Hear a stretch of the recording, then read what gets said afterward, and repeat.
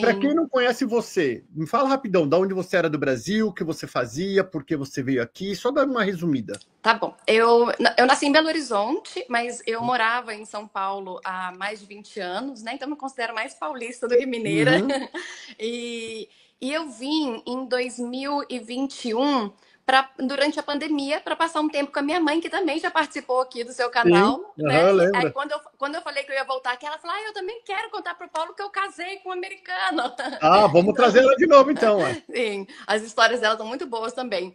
Mas eu vim na Uhum. pandemia para passar a pandemia com a minha mãe, né? Uns 3, 6 meses. E não voltamos. E A você gente veio ficou. sozinho ou veio com família? Vim com meu marido, só nós dois. Uhum. Deixamos o apartamento montado, cachorro, o carro na garagem, né? Falando, daqui 3 meses a gente volta.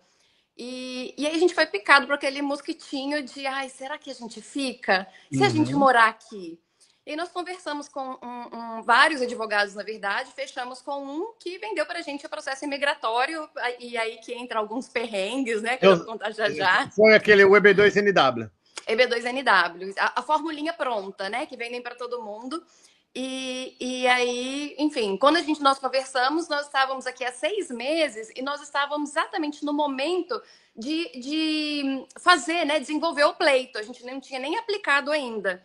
Então, a Uhum. gente ainda estava meio como turista, assim, estava ainda com tudo rolando no Brasil.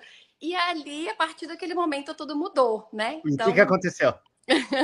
nós aplicamos, né, o pleito em dezembro de 2021 ou 2022. Agora eu Para tô. você ou para o teu marido?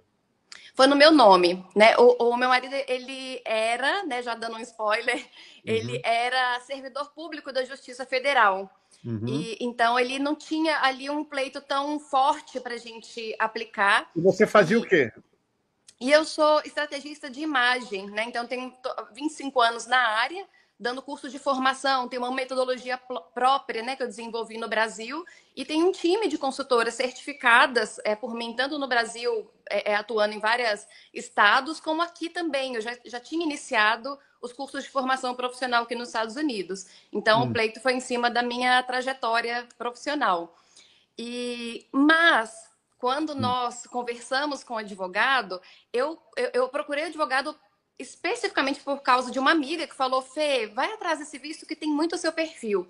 E de habilidades extraordinárias. Mas eu não entendi, eu era leiga, né? Eu só falei Aham. pro advogado: olha, me falaram disso, eu acho que eu tenho perfil e tal. Só que eu não sabia que ele aplicou para o EB2 ao invés de aplicar para o EB1. Putz. Durante a montagem do processo, eu não estava entendendo muito bem que tudo que eu mandava para eles com relação a entrevistas minhas, aparições em revistas, né, que são importantes para Sim. um EB1, ia para uma pastinha outros.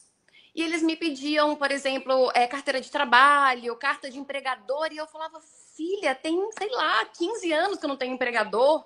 E ela: não, mas você tem que conseguir porque é importante. E eu não entendia durante o processo o que estava acontecendo, né? Uhum. E, enfim, o processo foi negado, né? Ele Putz. não tinha base para aquele visto. E foi, assim, um ano muito difícil pra gente, porque eles prometeram, quando foram vender E não foi barato, né? Não, é uma fortuna. É Ué, é aqueles de 25, 30 mil? Exatamente, 25, 30 mil dólares, né? E, Uhum. e aí a gente. Foi um processo assim, e até por isso eu quis muito voltar, sabe? Porque quando a gente conversou da primeira vez, algumas pessoas me mandaram mensagem falando: olha, quem tem uma vida confortável no Brasil, vale a pena mesmo ir para os Estados Unidos? Vale a pena Uhum. deixar uma vida estável e vir para cá? E eu ainda não tinha o que falar, né? Eu estava ainda naquela vibe de turista. Aham. Então, eu ainda estava curtindo só a parte boa de estar Agora aqui. já tem muito o que falar. E me fala, aí foi negado, aí você falou, ferrou. Não, Vamos apelar, ó, vamos até fazer. ser negado, teve Hum. muito chão, né? Porque ele foi negado quase que um ano e meio depois. Então, assim, quando eles me venderam o processo, eles falaram: não, aplica daqui, porque a gente tinha intenção de voltar e aplicar do Brasil, porque estava tudo lá. E ele falou: Uhum. não, aplica daqui, porque em 5 meses você vai receber uma autorização de trabalho e uma autorização de viagem. E aí vocês podem voltar, o Rodrigo, né, meu marido, Aham. volta para a Justiça Federal, acerta o que tiver que acertar lá, né? Eu falei: ótimo, pronto, fechou. Essa autorização de viagem nunca chegou. Ela nunca chegou. Então, quando foi dando aqueles 5 meses, a gente precisando voltar para casa e a justiça pressionando o Rodrigo, porque acabou o trabalho remoto, né? Tava todo mundo trabalho remoto, acabou a pandemia e ele precisando voltar. Mudou a gestão, mudou a diretoria, falou: o que é isso, servidor público trabalhando de Miami, né? Não Uhum. dá, volta. E nisso ele teve, antes mesmo de saber o resultado do processo, teve que pedir exoneração. Foi uma escolha muito difícil que a gente teve que fazer. E por que você fez isso? Que ele com um cargo bom e você com aqui meio que pendurado, o que foi vocês falar, não, vamos ficar aqui? Vocês estavam vivendo com o dinheiro do Brasil? A gente estava vivendo com o dinheiro do Brasil, assim, estava e não, né? Primeiro Uhum. porque a gente já tinha investido uma grana muito alta, confiando que ia dar certo. No visto. Uhum. Segundo, porque ele já tinha ali um desejo de um dia sair da Justiça Federal, não só aposentar. Entendi. E ele já tinha um trabalho paralelo em fotografia automotiva, que ele já era uma referência em fotografia automotiva em São Paulo. Então ele falou: Uhum. vou desbravar essa área aqui. E ele chegou a entrar na área aqui. Ele conseguiu um trabalho numa empresa muito grande automotiva e estava Uhum. trabalhando nos dois, né? Então ele falou: Entendi. bom, vou pedir exoneração. E aí perdeu tudo, perdeu a aposentadoria, perdeu tudo. Uau. Uma Foi vida decisão dele ou tua? Foi dele? foi nossa, foi super Hum. nossa. Hum. Assim, a gente só estava esperando esse momento certo. Eu gostaria que isso acontecesse quando tivesse com o Green Card já em mãos, né? Mais Claro. seguro. Mas não foi possível. A gente tentou tudo, tentou licenças, né? Ele tirar licença não remunerada, tentamos de tudo e tudo era negado.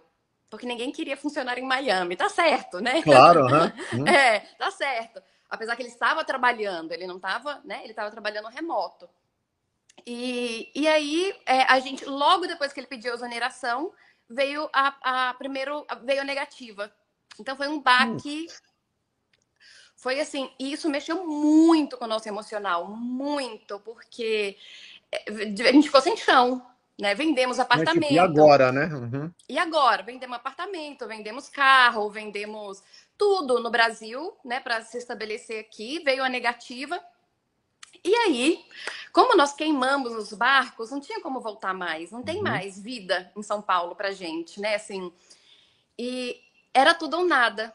O que eu fiz? Eu parei meu trabalho, parei tudo, minha vida, e eu passei 6 meses estudando o EB1. Eu caí de cabeça, falei: eu vou estudar e eu mesma vou escrever meu processo. Então, 6 meses eu não existia para a vida social, eu não encontrava com pessoas, eu fiquei estudando. Fiz o meu processo sozinha, entre aspas, né? A gente não faz nada sozinho, Deixa eu sem perguntar rapidinho, advogado. Fer. Quando é negado, o que acontece? Fala, foi negado. Aí você fica ilegal, você. Como. O Não. que acontece? A gente primeiro recebeu uma RFE, né? Que é Ah, uhum. um Pedindo pedido de mais evidência. evidências. Pediu evidência, a gente tentou, a gente saiu, rompeu com o escritório, contratou outra pessoa, mas não teve como salvar mais. E aí teve a negativa. Quando teve a negativa, a gente entrou com um appeal, que deu um Uhum. pouco de tempo pra gente. Então a gente entrou com um appeal, ele deu uns 90 dias. Nesses 90 dias, foi aí que eu comecei a preparar o EB1. Uhum. Então, eu falei: vamos estudar. Depois, esse apio a gente já sabia que seria Você só quis ganhar tempo, no caso, né? tempo.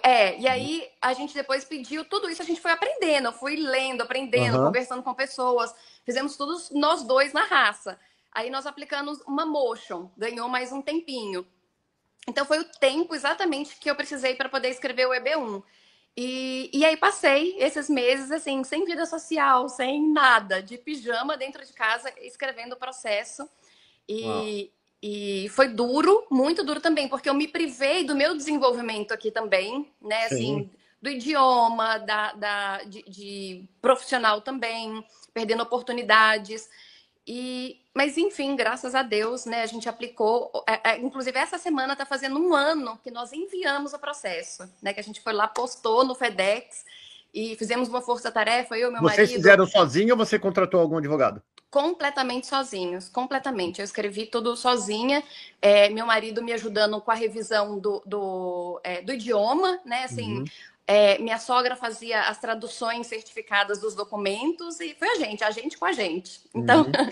e aí enviamos em março de 2024, quando, em junho, a gente pagou o Premium Process, porque já estava vencendo o tempo ali da Motion, a gente falou, não está dando mais para correr risco. Nós pagamos o Premium e em 15 dias foi aprovação direta, graças a Deus. Então, Uau.